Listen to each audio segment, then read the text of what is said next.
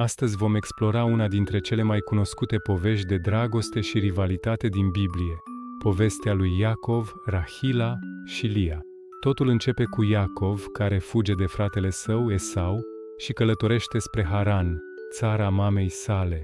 Acolo, la o fântână, o întâlnește pe frumoasa Rahila și se îndrăgostește pe loc. Rahila era fiica lui Laban, unchiul său. Iacov este atât de îndrăgostit încât acceptă să muncească 7 ani pentru Laban în schimbul mâinii Rahilei.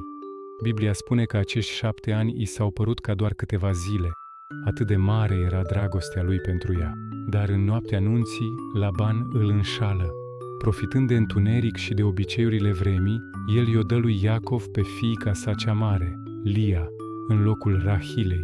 Dimineața, Iacov descoperă înșelăciunea și este furios. Laban se justifică spunând că nu era obiceiul ca fiica cea mică să se mărite înaintea celei mari.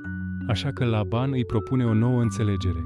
Iacov poate să se căsătorească și cu Rahila, dar trebuie să mai muncească încă 7 ani pentru el. Iacov acceptă pentru că dragostea lui pentru Rahila era de neclintit. Astfel, Iacov ajunge să aibă 2 soții, surori, ceea ce duce la o viață plină de rivalitate și durere. În timp ce Iacov o iubea pe Rahila, Dumnezeu a văzut că Lia era disprețuită și i-a dat copii.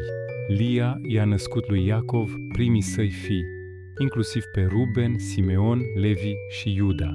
Povestea lor complicată a pus bazele celor 12 seminții ale Israelului. Sper că v-a plăcut acest rezumat.